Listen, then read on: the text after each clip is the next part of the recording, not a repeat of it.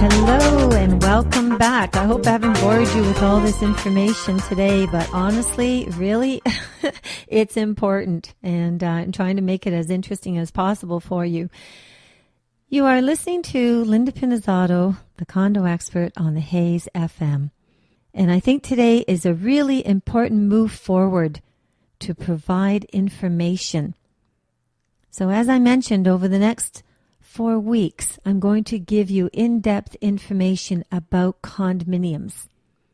I'm going to explain the Condo Act.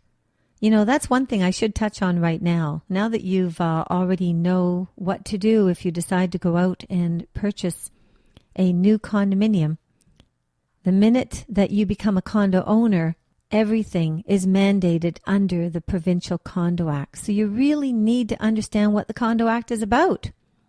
The Condo Act is a provincial legislative act which regulates and identifies the mandates and governing rules on the operations of condominium corporations within the province.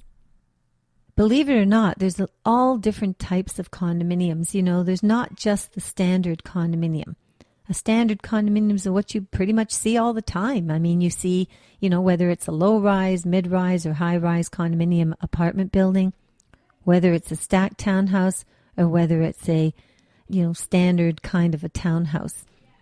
All of those are under the standard condominiums. But did you know that there's also leasehold condominiums, there's vacant land condominiums, there's common element condominiums, there's phased condominiums, and there's amalgamated condominiums. The Condo Act actually covers all these different styles of condominiums. And it's there to regulate the operations. And COA is here to make sure that we have consumer protection in the new Condo Act review.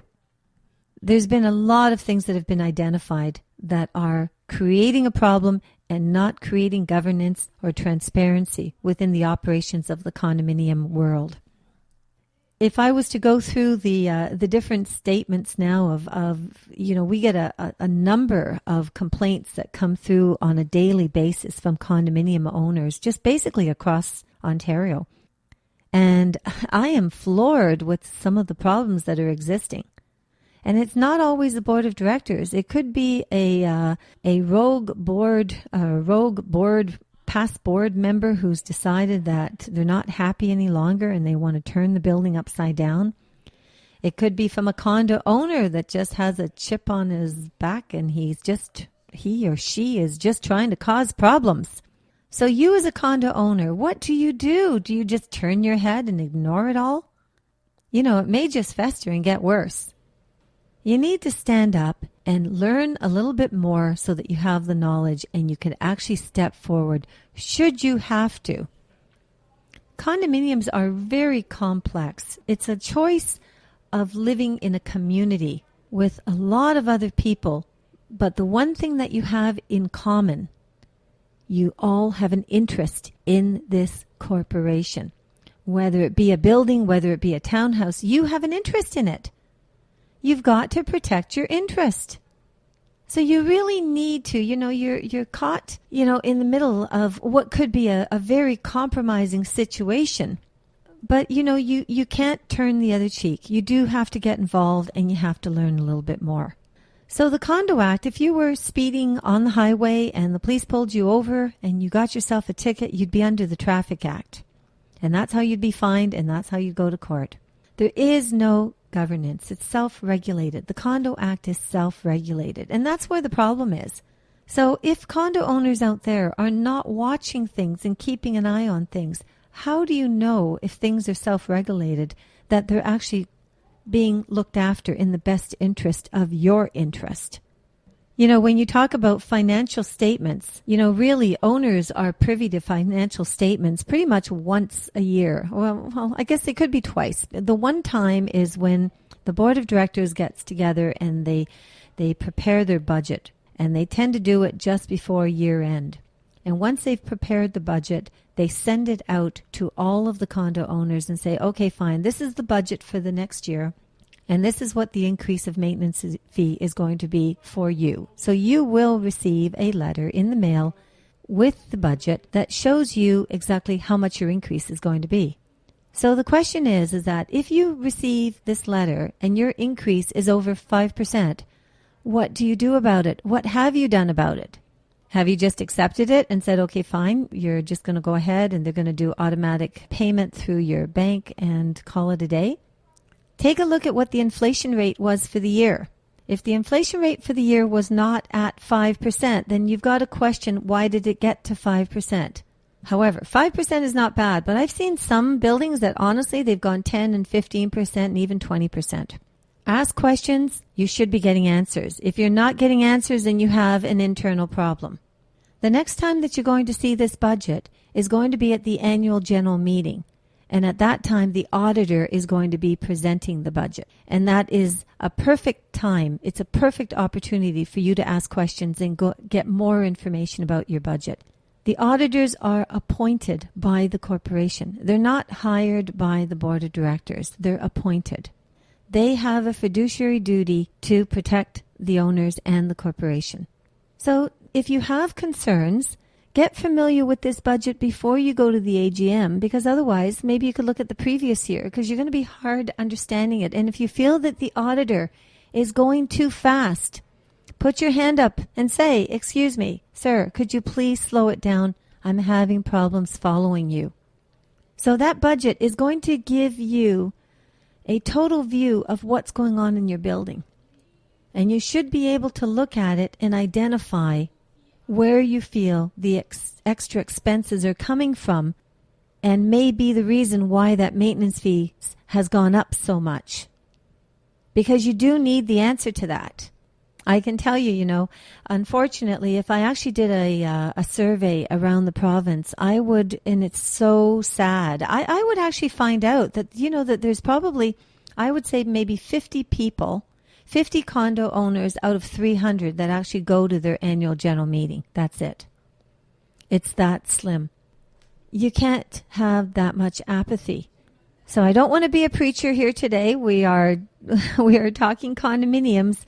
It's because I care. That's the bottom line. I care, and I really think that, with this loaded information, you'll have a better understanding of what this is all about. And you'll have a better understanding and feel a lot more confident when you step forward and you ask questions, because you've listened to the condo expert here at the Hayes, and you've been able to stream together all this information, whether it's coming from a guest speaker or whether it's just coming from myself over these next 5 weeks. But at least you've got some details. And then you also have a reference. You can go to the Condo Owners Association website and you can find everything that you want to. You can even listen to videos. The videos will tell you what the concerns are. We'll be doing a series of more videos to just identify some more items that you might want to consider.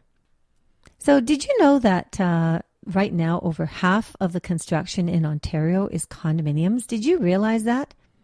It's pretty amazing, isn't it? If I go back in time, I remember back in the late 70s, condominiums were not that popular. But today it's a whole different ball of wax, and it's a necessity. So that is probably one of the big reasons why our government stepped forward and recognized that the Condo Act needs to be changed. You're listening to Linda Pinizzato at the Hayes FM. It's the Condo Expert. I've really enjoyed chatting with you today. Hang tight and I'll be right back. Linda Pinizzato. She's not your typical realtor. She's your real estate counselor, teacher, and advisor. Whether it's a house, townhome, or condo, when you're ready, she's your negotiator. With 34 years of experience, Linda guarantees that you have the real estate knowledge you need to make the right decisions. Call Linda Pinizzato at Sutton Group Quantum Realty, 416-561-7373, or visit her at lindapinizzato.com. And thank you so much for joining me. Today has been just a fascinating time of learning so much of what's going on out there. And that's what the Condo Expert is all about. I'll hit so many different issues. You'll notice them on iTunes and on podcast. Reporting here from the Hayes FM, You have been listening to Linda Pinizzato of the Condo Expert. Now, also remember, register yourself. If you're a condo owner or condo buyer, register at www.coaontario.com. And also, if you've got questions, whether they're real estate related or condominium or property values, this and that, I wouldn't have the information I have had I not had the experience that I've received, and I certainly wouldn't have been able to start the Condo Owners Association without having this kind of a background. So contact me at Linda Pinizzato, PINIZZOTTO, at coaontario.com or linda@lindapinizzato.com. Until the next time, have a fantastic day, and thank you so much for tuning in. Oh, my computer crashed. Oh no, I've got a virus. No way, no internet connection. Do you need help? Call IT Mayday, 647-977-7113. itmayday.com.